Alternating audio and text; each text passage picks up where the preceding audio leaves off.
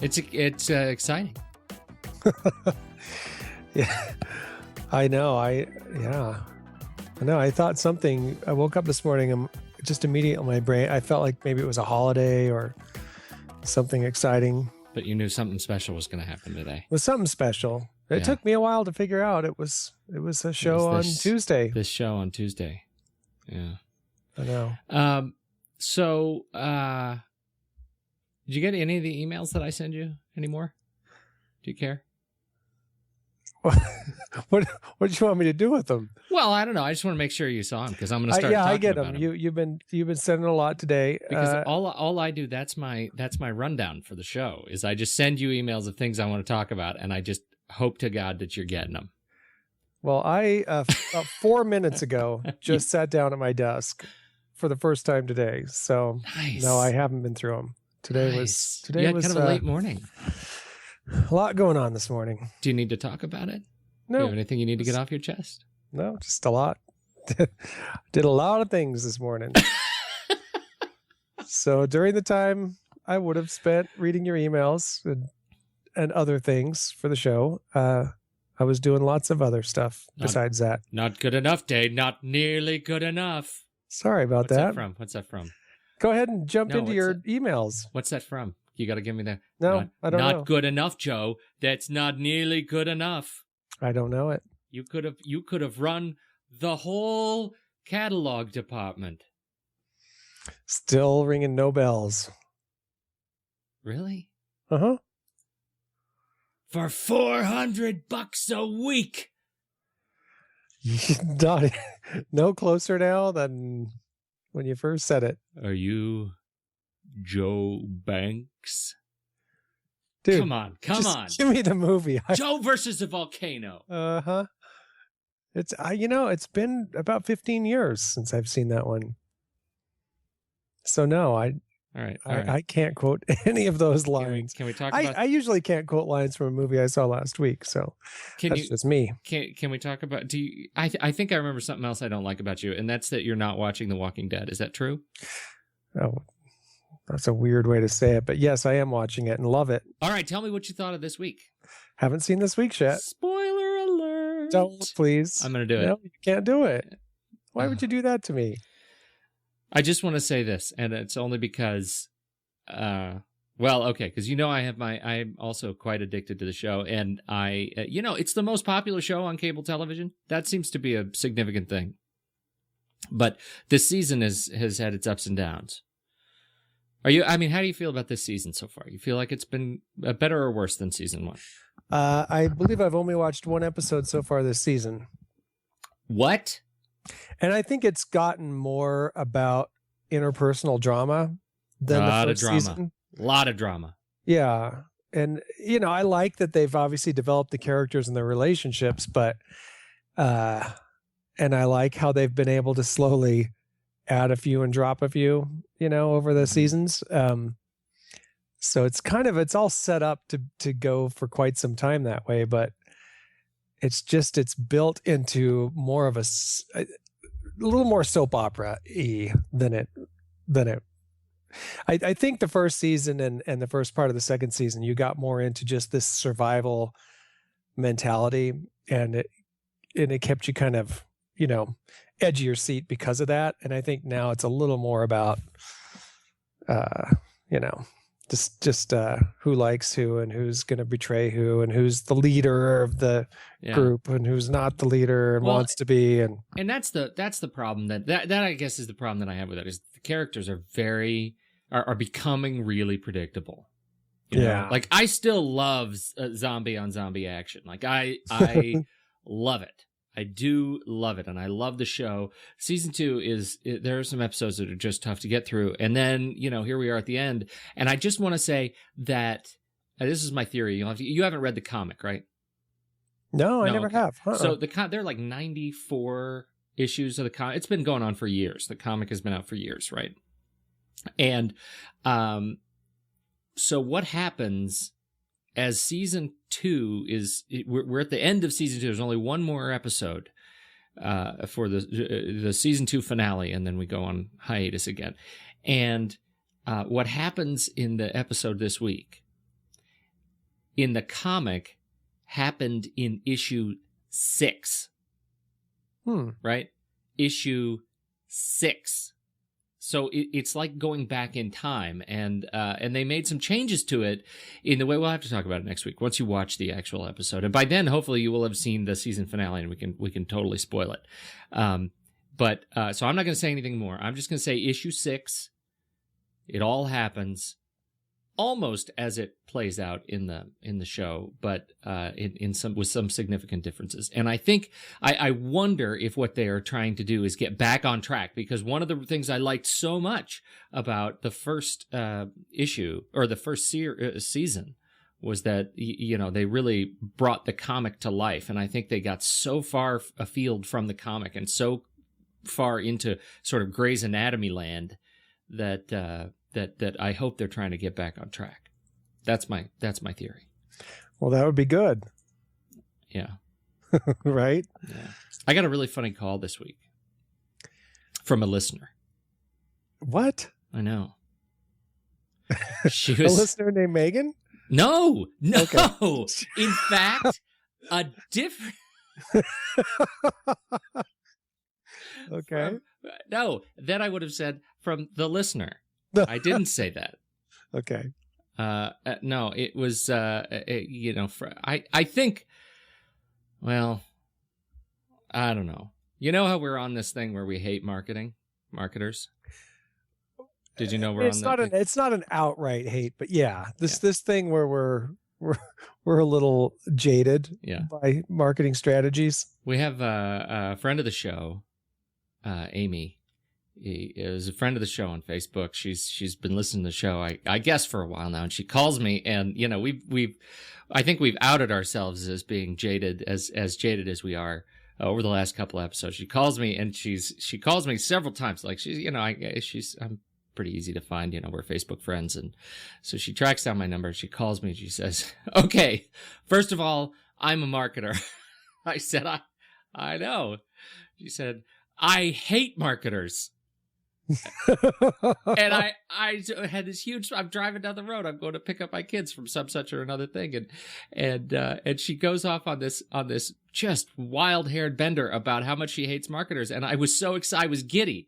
I practically had to pull over. I was so excited to hear that we actually connected with another real life marketer who also carries around the same sort of spite and resentment that we do. But here's what here was her pitch about why she hates marketers. She was more specific than we have been, I think. And I think she put it in a really good frame. And so I wanted to share that.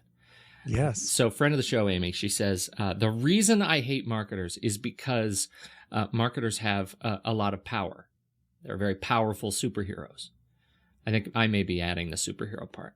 But she said a lot of power. They have these powers. And she said what she is seeing right now is so many of the vast majority of marketers are using their powers for evil. Well, that's why we keep talking, I think, about the super PAC, the campaign issues. Yeah. Is that you just sort of replace like campaign manager for VP of marketing, and you start talking about these budgets that have to be spent in the most obvious way possible. And we talk about how the American landscape in general is being shaped by, not just the people in charge of creating the commercials and running the campaigns, but the money behind it. And she's spot on with that. And that, this is kind of, we get into this campaign season, and to those, I think, who see it from a marketing perspective, this is sort of unfurling as, I don't know, marketing on crack in a way, right? Well, it is. And that was her example, which I thought was was an interesting one, though I certainly don't have any direct support that this happens or direct evidence that this is happening, but I wonder if it is happening. She brings up, she says, I rented a bunch of chick flicks over the weekend, and she said, I'm watching them and I'm realizing that these characters, it's not like, you know, you're used to characters, you know, drinking Coke on TV, or using, you know, a certain brand of computer, or, you know, mentioning certain products and how great they are, you know, product placement. We're used to people doing that. But she said what she's noticing now is actors and celebrities who are actively bad-mouthing certain products or companies in you know, an entertainment capacity. And I started to wonder, is that really a great example of marketing used for evil? And you know, her example was Ashton Kutcher, you know, on 2.5 Babies, Men in a and a Baby. 2.5. God, what is it? 2.5 men on a baby's day out. 2.5 Men on 2.5 Men. The you know, the the old winning show. I like 2.5 men on a baby. That's or 2.5 men and a baby. Sorry, go ahead. 2.5 Men and a Baby, and she said, you know, Ashton Kutcher, who is now apparently on that show. I haven't seen it. But apparently he's on that show, and he started actively, or at least he actively slammed AT&T.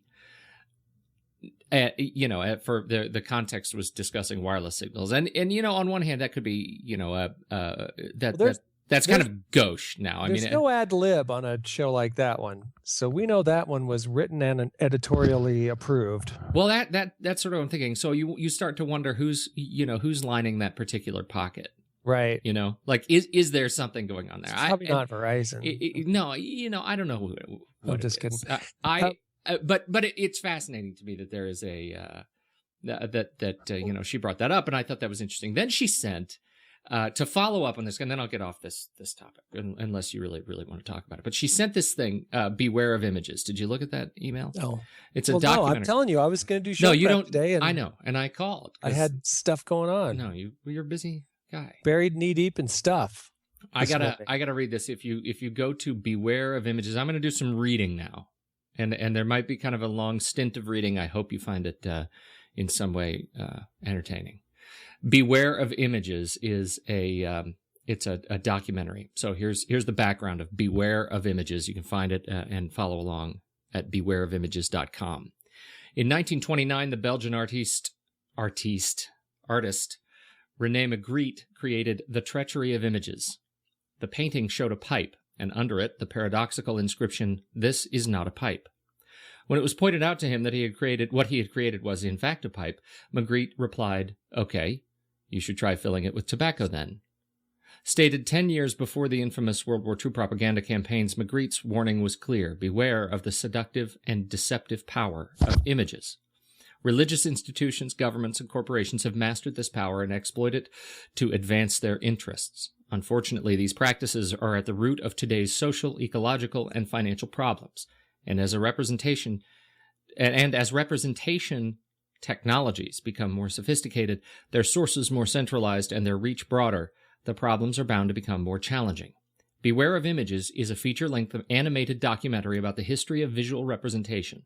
The movie explores the intricate relationship between the technology, regulation, and social effects of mass media. Its aim is to serve as an educational and entertaining media literacy tool that can be enjoyed by everyone. All right, so that's the documentary. It's Sergio Toporek documentary. He's the director. He's an artist, designer, and independent filmmaker. It says here his work explores the relationship between art, mysticism, science, and technology. He's designed over 80 CD covers, working with musicians as varied as Luis Miguel and Café Tacuba. He's from Mexico City, now in Vancouver. It looks like a really interesting documentary project that this guy's coming up with. And one of the images that apparently is coming out of that is a Banksy image. You know who this Banksy is? I do. Exit through the gift shop. You wanna share Banksy? Yeah, he's a graffiti artist. Yeah. He's I don't know. Is he British or just? He's British. He's British. As far as we know, he's an activist, graffiti artist, and director. Well, did you see Exit Through the Gift Shop? I haven't actually seen it. I've You gotta seen see it. it. It's You on gotta see it. Netflix. I mean, I see it always comes up because, I watch like the dragon tattoo stuff. So it comes as my, because you've seen the girl with the dragon tattoo, you'd like this one too. Well, you should see it. Well, you mentioned activist, and I think one of the best parts of that, I don't know what he's about to do here that you're saying, but there's a highlight of the video or of the movie where it was a protest against the Guantanamo prisoners, and he did it in Disneyland. It's really, it's fascinating. I mean, it's just fascinating. Awesome. Oh yeah. I don't want to spoil anything, but you'll have to watch the show. It's billed as the world's first street art disaster movie. Which is, I think, that's a tagline. I want to watch that movie. Yeah, you should see that movie. I was going to say along the lines of, we were talking about product placement. I'm still excited to see the Lorax movie. Haven't seen it yet. It reviews well, but I'm a little baffled about how a movie with that underlying message has apparently gone as far as it has in product placement. Tell me strike why. You as odd? Well, I haven't seen it yet, but I'll tell you. On this week's movies we like, Andy saw it. He took his I believe he took his daughter to see it, and said he didn't like it. We talk about it on movies we like, and briefly in the beginning, and his take on it was that it was it was more of a Seuss film than Horton Hears a Who, but still they messed a lot of stuff up. That's the summary. Well, I guess hard to make a feature film out of a short book, but yeah. I don't know if it's that hard. A lot of people have done it, right? A lot of Stephen King's or movies. How am I trying to say this? Hey, a lot of my favorite Stephen King inspired films were from Stephen King short stories. Well, I was just going to say that. I mean, you look at the Colorado Kid, which was one of those sort of pulp novellas, and they made that into a whole TV series that I think is really great. Haven on the Sci-Fi Channel, which is terrific. Yeah, it's not impossible, but anyway, yeah. So we didn't really talk about the. I just thought that's a little. Ironic in a bad way. Yeah. And again, haven't seen the movie, but what I've heard, I've seen a couple of things about the lengths they go to push products and corporations in that movie. It seems ill placed, but anyway. Interesting. Did I make that phrase up? Ill placed. Well, it's all about commitment. You let me get away with it. It's all about commitment to a theme. If you use it enough, it'll stick. Anyway, I'm just looking up to see if there's anything really obvious. Can I tell you what I'm excited about? Yeah, but I got to read this Banksy thing. So let me know if you're going to totally change the. I was going to go way off topic. Let me just read this because I want to hear what you think, and I'm about to swear. So this is actually going to get. I'm going to have to put an explicit tag on this. But it's Banksy swearing. This is from an editorial. This is an editorial swear. And so what I'm looking at here is an image that is Coca-Cola red. And so if you get that idea, is that bright red. It's got the Coca-Cola swoosh. And in Coca-Cola swoosh? Yeah, it's a Nike swoosh. No, it's a Nike swoosh. What's the Coca-Cola swoosh thing? that kind of band that white. I got it. Okay, I got it. Right, you can visualize that. Uh-huh. And instead of Coca-Cola in the logo type, the cursive kind of logo type, it says instead, "Fuck that." Oh yeah, there goes the explicit. Logo. And here you go. This is it. I'm going to read some more. So settle down. People are taking the piss out of you every day. They butt into your life, take a cheap shot at you, and then disappear. They leer at you from tall buildings and make you feel small. They make flippant comments from buses that imply you're not sexy enough and that all the fun is happening somewhere else. They're on TV making your girlfriend feel inadequate. They have access to the most sophisticated technology the world has ever seen, and they bully you with it. They are the advertisers, and they are laughing at you. You, however, are forbidden to touch them. Trademarks, intellectual property rights, and copyright law mean advertisers can say whatever they like, say what they like, wherever they like, with total impunity. Fuck that. Any advert in a public space that gives you no choice whether you see it or not is yours. It's yours to take, rearrange, and reuse. You can do whatever you like with it. Asking for permission is like asking to keep a rock someone just threw at your head. You owe these companies nothing, less than nothing. You especially don't owe them any courtesy. They owe you. They have rearranged the world to put themselves in front of you. They never asked for your permission. Don't even start asking for theirs. Banksy. He's an interesting cat. Well, how does that hit you? You know, what I pulled up as you were reading that was the adbusters.org. Do you ever read Adbusters? Yeah. The magazine? Yeah. Or see it, I guess? I mean, it's been around for a little while, but and they do a lot of that where they sort of take a logo or a company and rearrange it for their own use to kind of I mean, it's just this anti-capitalism magazine for the most part. It's not necessarily anti-ad agencies, but I guess it is. But that's, you know, I mean, that's the corporate extension that all of us see outside of buying the product or experiencing the company is the advertising that is in our face all the time. We have no choice about. And it's, I think I think he's very articulate, and I think his activism is generally very thoughtful and provocative. So as a spokesperson for that vein of thought, I think he's got some authority. And I think he taps into, I mean, what I think to some people is a raw nerve, to others a latent sort of subconscious frustration.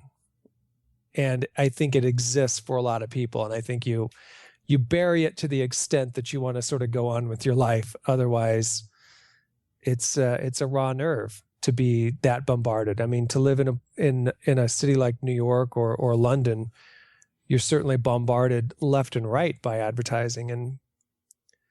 And if you're, you know, if the economy hasn't been treating you well, or you've been laid off, or you don't feel like the economy or the corporate, whatever the capitalistic society you live in is serving you well, it becomes all the more unnerving. Yeah, I think you hit it. I mean, I don't know. I almost feel like you may be downplaying it a little bit. Just the sort of raw nerve. I think there are a lot of people who are downright enraged about being inundated with messages all the time, and I think we're sort of hitting that point. And it begs the question, you know, because, you know, like you said in the beginning, it's not that we hate all marketing. It's that, you know, how do you get, you know, how do you gain awareness through the jaded sort of audience? Well, and here's something. This is maybe a little off topic, but to me, there's a link here. I was watching. I don't know if you saw 60 Minutes on Sunday, did you? No. So you may already know about this. I didn't know about this until I saw 60 Minutes on Sunday, but they did a show about Khan Academy. Have you ever heard of Khan Academy? Yeah. Oh, yeah. they just announced an iPad app. This Khan is what's his name? Solomon? Not sure. Showman? I'm going to write that down. I didn't know they had an iPad app. It just came out. I think it came out with the in concert with the 60 Minutes. I mean, it was announced like it was well timed. Well, okay. I was, you know, I was fascinated. I mean, this Khan guy is basically a math genius, and has created a nonprofit. He's got some funding. I think 15 million came from Bill Gates to expand and to hire other smart people. But he has this very basic method of creating these little YouTube videos that don't include his face, or you know, it's just he's kind of writing on a blackboard or whatever, but he's walking you through pre-algebra, algebra 1, algebra 2, you know, pre-calculus, calculus, trigonometry, geometry. And apparently it's he's got like 4 million viewers or whatever. And it's this beautiful, I mean, apparently he's just has a perfect approach to helping a lot of people get through math step by step. And anyway, and it's supplemental for most kids, I guess, to really get ahead and work through their high school math experience. But and actually inspired me I was, after watching 60 Minutes, I was watching the videos and going back into some algebraic, just like, wow, I really like his approach. It was very comfortable and it's pretty exciting. But anyway, really smart, really great. It's a beautiful thing. It's a not-for-profit. And then I got to thinking how, and it's, he's living, he does all this out of, I think, Palo Alto. So not a cheap place to live, but he's very, very committed to this notion of free education and being not-for-profit. And, again, has really figured some things out, attracted a huge audience and becoming more and more high profile all the time with what he's doing and how he's helping people. And you stop and think, at least I did anyway, stopped and you just sort of think about how two things that really make a lot of sense as being not-for-profit are, in my opinion, I don't want to get political here, but healthcare and education. And you and I both have spent some time in the for-profit education world on the marketing side of that. And that's why we're how we are. It's not necessarily an evil thing, but you stop and think like, well, why does it have to be? It's not just that they do well as for-profit enterprises. No. And it's not just that a lot of people make a lot of money in education and healthcare, but you think through it, they're almost recession-proof. They can grow in a recession. And then they grow when the economy's good. It's just, there's always so much money to be had in both those spheres. And again, it's, a doctor makes a lot of money, a for-profit education company makes a lot of money. Well, there's a need there and people are willing to pay for that need. And, it's not an evil thing, but you do stop and think, you sort of, I don't know. I stop and cheer for the guy, this Khan Academy, who's saying, I just want to change people's lives. I just want to do good. I just want people to learn. I want people to understand math. I love math. And I don't want to create a huge for-profit empire out of helping people do that. And just in my mind, I just stop and think it's an interesting arena for somebody to have that opinion, because at the same time, he could probably be making a fortune doing what he's doing. Well, and here's that sort of gets to my kind of overarching kind of theory of why I ended up getting out of for-profit education in the first place. Because the longer I worked there and the more entrenched in the bureaucracy, the administrative side of for-profit education, the more sort of disconnected I became, or the more I became aware of the disconnect between running the business, telling the story of the business, and actually delivering the product of the business, right? There were, the administration that ran the organization, they were not connected to the experience in the classroom at all. And the experience in the classroom was the single most important experience that could be, tied back to that institution, not according to those running the organization. And I should say that the people running the organization now are not the same people that were running it then. And so, but they're still running organizations. But they're still running organizations, and that's the piece that there is and I think that's why so many of the when we start poking at so many of the campaigns that end up being just sort of inane and ill considered, it's because they are being considered by people who are likely disconnected from the product. And so I look at this. Did you see the Solve Media a bit? You probably haven't looked at that because you had things going on this morning. So I didn't. No. Solve Media. So this is the idea, right? You have to kind of imagine you have a web video. You want to watch them. You're a consumer, right, of web video. You want to watch these videos on the line, but you want to watch them for free. And you also so the answer to that is you're going to have to watch an ad, probably a pre-roll ad on some website or another, and it'll be kind of, it'll get in the way of what you want to watch, the content you want to consume as a consumer. And so you also don't want to watch that ad. You're like, I want my free video, and I want to eat my cake too, right? You know that feeling. Mm-hmm. And so Solve Media has come up with this idea. This is an ad tech company, so you already know how to position yourself. You're ready. sit down. They let you skip the pre-roll commercials, right? After you type in a branding message into a text box. Can you imagine? So, and here's Peter Kafka on All Things D. So, rather than watch an ad for Toyota's RAV4 before you watch a video on AOL's Huffington Post, you can now type in, quote, "no time to waste," and go right to the video. So you have to, you're watching this 30-second video and you think, oh my gosh, I really don't want to watch that. I will type "no time to waste" or "I love Toyota" or whatever the pre-programmed message is. Here's the branding phrase. You have to type it in and then you can skip the video. How's that strike you? I'm still trying to get my head around it. So the brand message you have to type in is the brand message from that commercial. So you're proving that you already get it, so you don't have to watch it. Exactly. Okay. Yeah. Skip the video.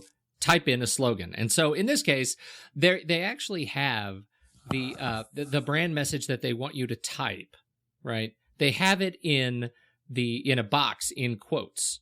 And so they show you what they want you to type. And it might be, in the Toyota demo that they show on the Solve Media, pre-roll brand message demo, which we'll put in the show notes.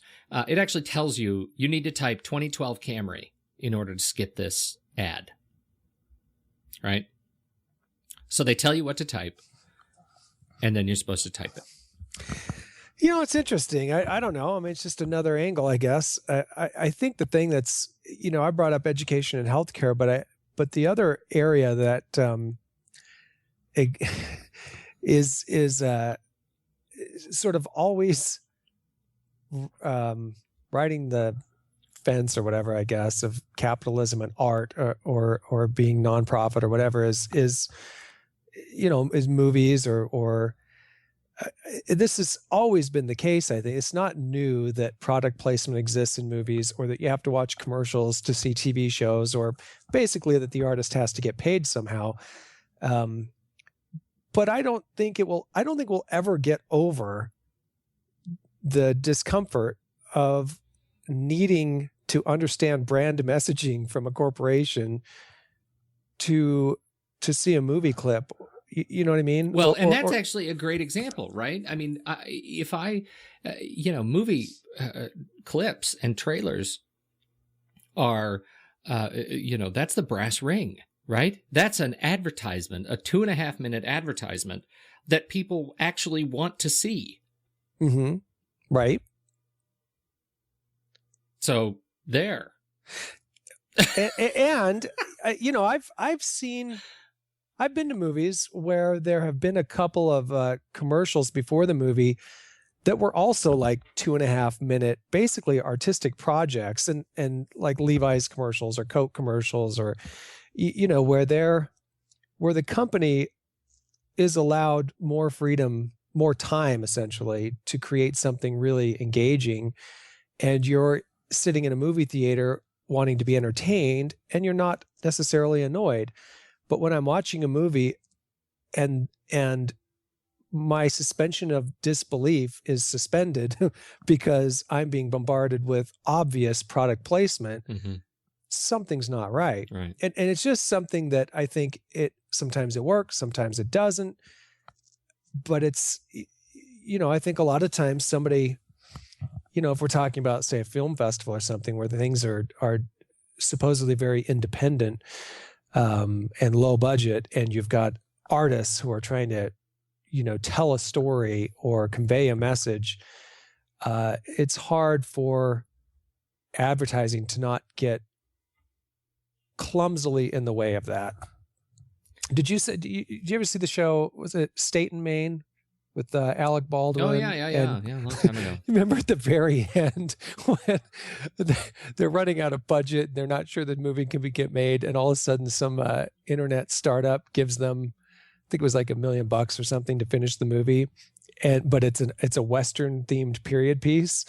So you remember at the very end they've got to come up with a way to put, it was like Kazoom.com or something like that, and they use a knot in the fence for the dot. thought it was really funny. That was I don't remember, but I do remember the movie. So anyway, just it's not like it's a brand new concept. It's not like, wow, just all of a sudden the Lorax is doing product placement. I can't believe it. It's been happening forever. Yeah. And again, that's just sort of an awkward thing that, again, sometimes I think it works and sometimes it doesn't. Well, it really calls it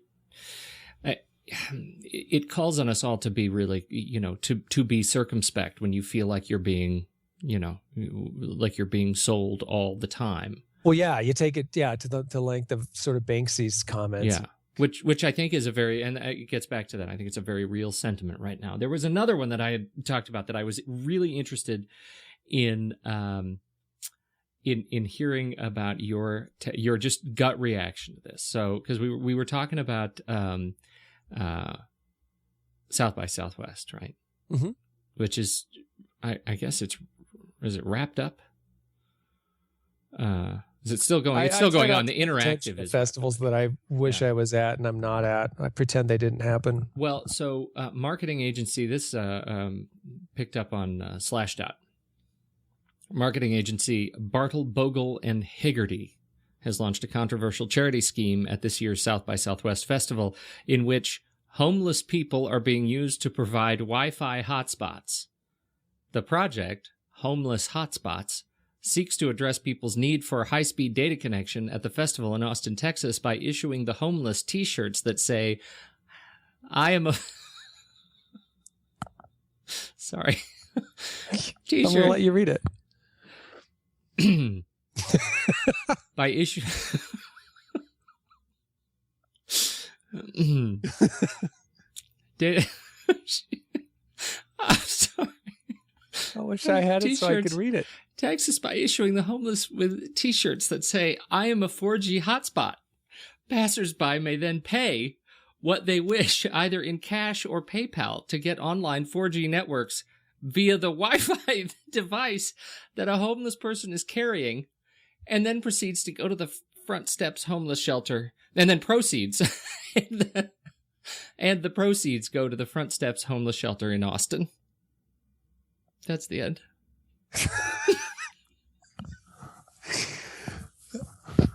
Here's what I'll have to say about it. You wanted my gut reaction. My gut reaction is I've seen a lot of links to stories about this story, and everything seems to be really controversial, and people are on one side or the other on this issue. And I've just thought, well, that's an issue I don't have to get worked up about if I don't read the stories, so I won't. Well, too late. Homeless folks that are Wi-Fi spots. I don't know what to make of that. I really don't. I am a 4G hotspot. It sounds crass. It does. It's so crass. It sounds really crass. I'm sorry. It is so hard. Now, I absolutely agree that clearly there is a shelter problem in this country. Absolutely, we have we have a problem with people living on the street. This is a problem that we need to be involved in it's a problem. And I cannot take this plan, as well-intentioned as it may be, I cannot take it seriously. It seems like the most insulting, crass, disingenuous implementation of somebody's otherwise probably good intention that I think I've ever seen. But at the same time, they have a video of Clarence the homeless guy with his little T-shirt on. And hey man, he got paid. Yeah. This is the first time. I mean, you see homeless folks around, you think, which company will utilize these people as a walking billboard? And, yes. And these are the ones who did. Yes. So far, this could be the tip of the iceberg, because if you're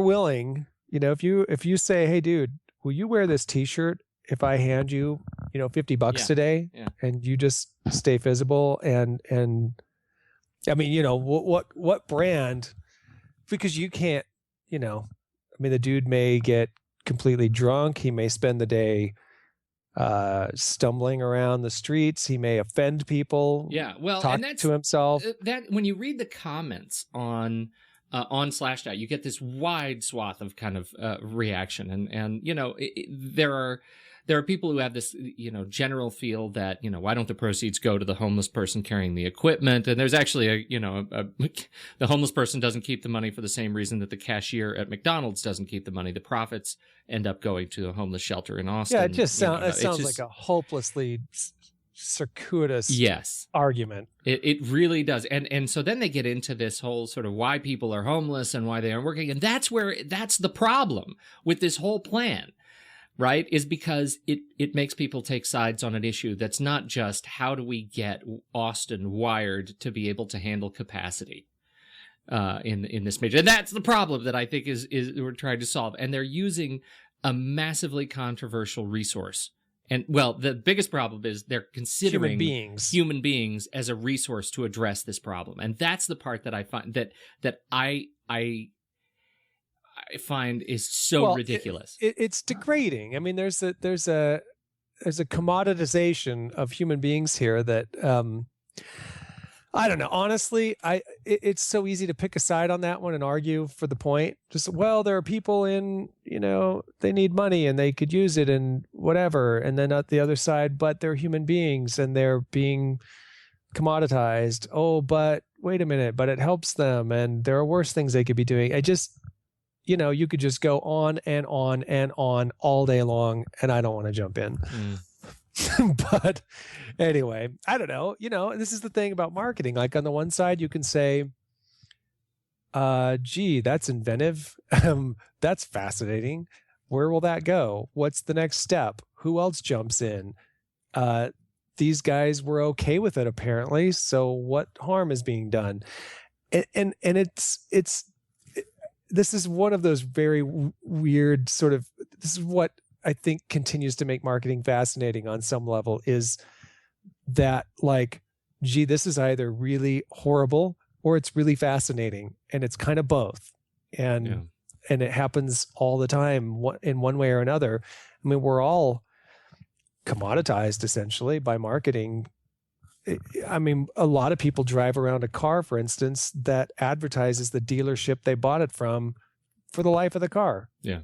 And they didn't pay, they're getting no reimbursement whatsoever for that. They continue to do it. Well, so I think here's so we've just had that sort of reactionary experience, right?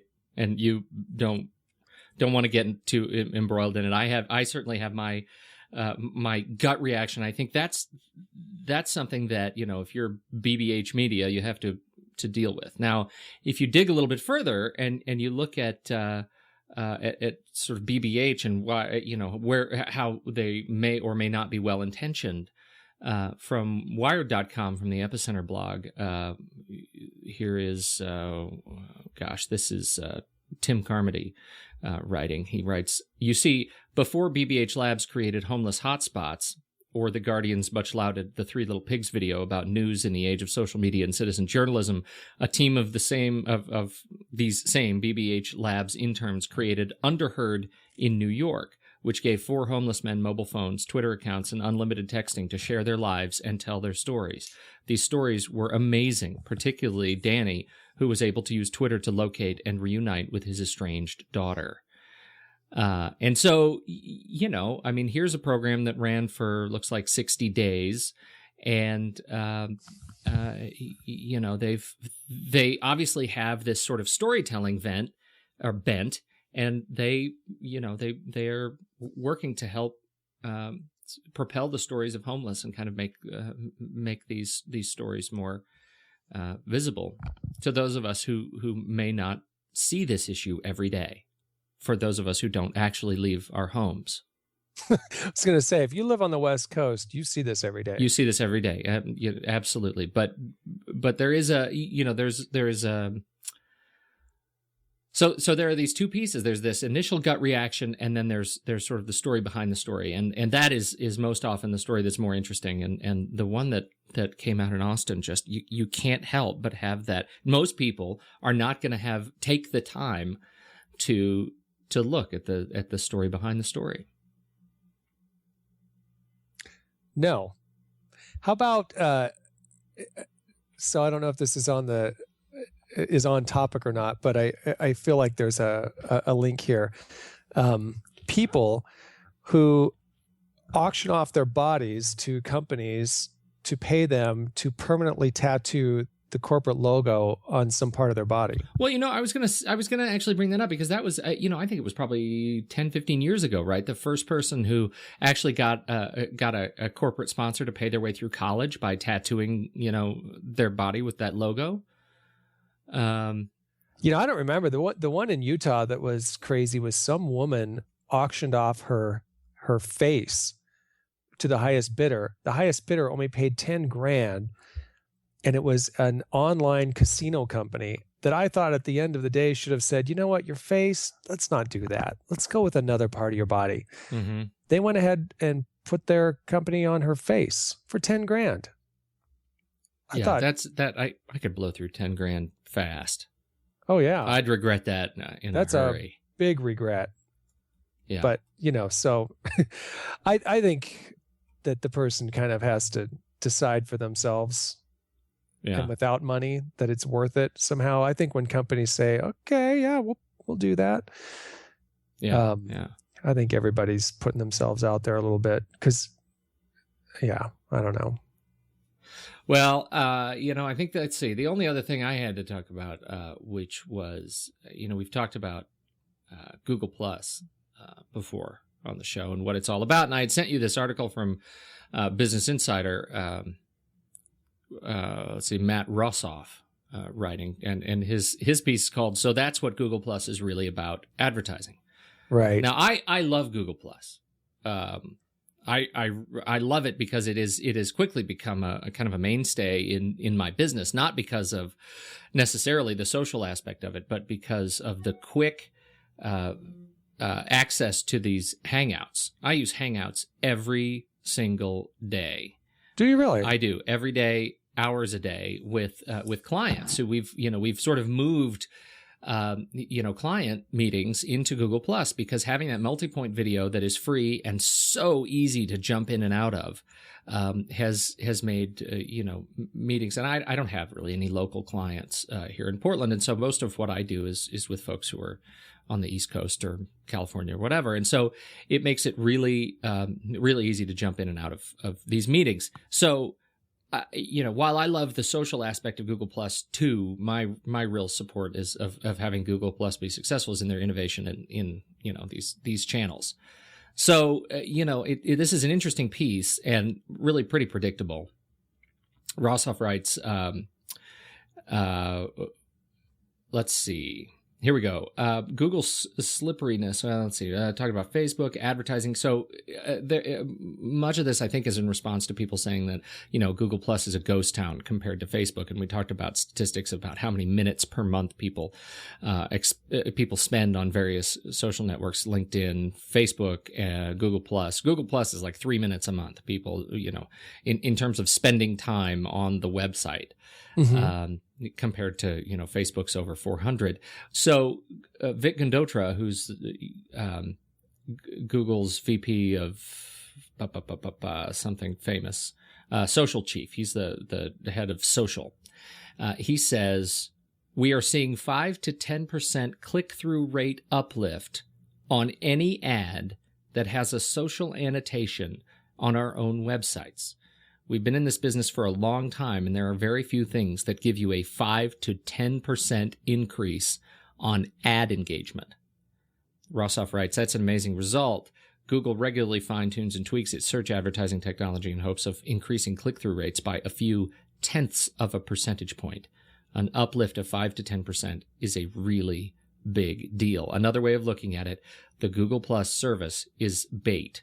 All Google wants you to do is create a profile and link to some friends with it. After that, Google doesn't really care if you never visit again, as long as you sign in for any other service like Google service like Gmail, and then recommend an ad or a website once in a while, so Google can put that information in front of your other Google friends. All is well with the world.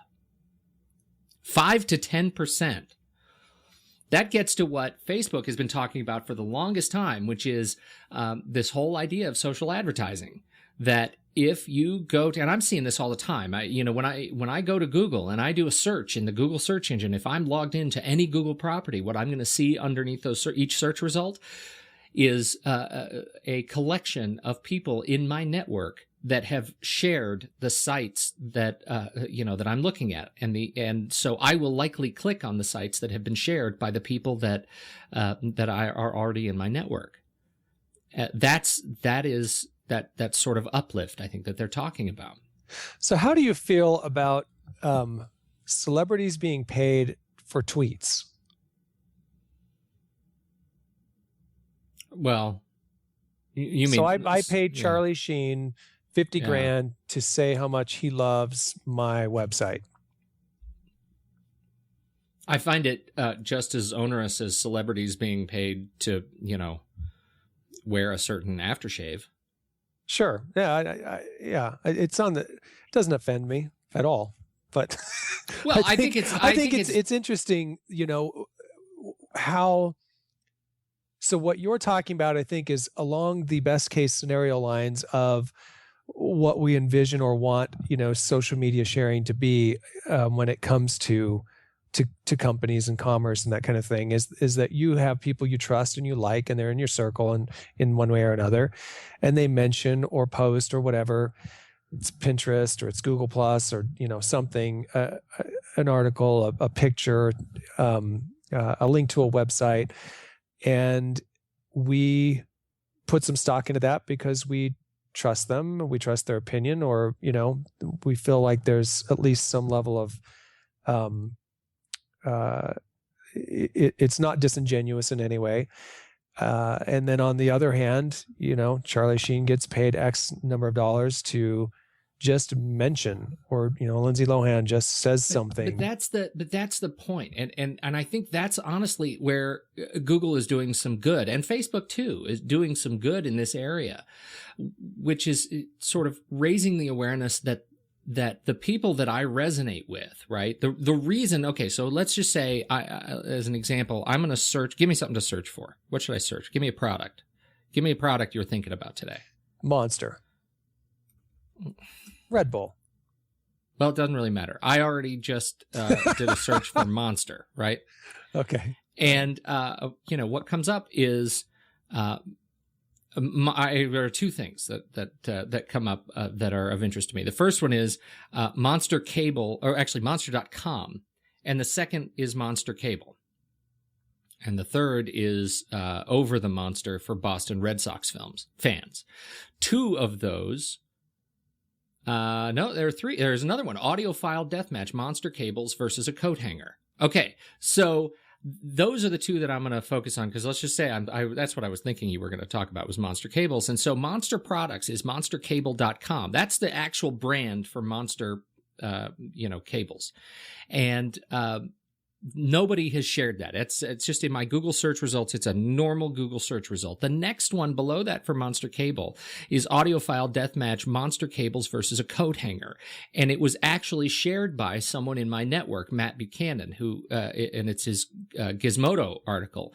But because Matt Buchanan, I know Matt's name, I should say, and if I am more likely to click on his editorial piece on Monster Cables before the product itself, because I see that someone in my social network has actually shared that article in search results. That's huge. And did the fact that he's in your social network have any bearing on you being delivered that search result, do you think? Well, probably, but it's actually interesting because what comes up in my search results, it's organized, you get the official sponsored site first, which is a sponsored ad from monster.com, the job search engine. And then the natural search result, which is also monster.com, which was shared by someone else in my social network, who is not, she's actually a social friend, not an editorial person, so I won't use her name. But so I see this other person that I know who shared monster.com on gave that a +1, so that shows up. But then, I get Monster Cables, Monster Energy Drink, Monster the IMDb listing for the 2003 movie, Monster the Wikipedia entry, all the way down through a series of videos on YouTube, news from Google News, and then the Gizmodo article from Matt Buchanan. So it was at the very bottom of my page, of first page of search results, and yet I'm still more likely to click it as I sort of scrolled through that page rather than the actual company list. That's the one that sticks out at me because it has my friend there. And I wonder if I am an anomaly. I'm an anomaly in a lot of things, and I make assumptions based on my own experience all the time that end up being incorrect. But I wonder if this is the sort of shift that Google is seeing both in their, also in their ad placement, that when I see an ad come up, if it has a, Dane Christensen gave this one a +1, if I'd be more likely to click on it, and what Vic Gundotra is saying that I would be, in fact, 5 to 10% more likely to click on it. Which is, wait a minute, so that's different. You're talking about +1ing something and its impact versus being well, your +1s will also show up. Like I could +1 the official monster.com ad, like the link on the website, and then you should be able to see my +1 in your social network when that ad gets served. Right. And so that's the impact you're talking about. Exactly. 5%. Okay. Yeah. I was thinking it had something to do with being aligned within Google Plus, I guess, as a network. It is, but that's the whole thing, right? I've gone through the work of creating this network. I have people in circles, and now the payoff is I'm more likely to click on search results when people in my network are attached to results in these other Google products, not in Google Plus, other Google products. Right? So now I built my network on Google Plus, but Google is seeing the payoff in YouTube and search and Gmail, anywhere that there are ads that are served through the Google network. That's a big deal. So that's why people are saying, Google may not care as much, although I think deep down they do care about interaction on the social network. But, pundits are hypothesizing that, in fact, Google doesn't care as much about actual interactivity on the Google Plus service page because they are seeing such a payoff in advertising. Very interesting. Social advertising. Facebook's doing the same thing. This was another one that just keeps popping up. You click on one baby ad, and suddenly all you see in Facebook ads are for diapers. That happens. I mean, Facebook's so good at that. I mean, I see that in real time. I posted an image, an image of nachos.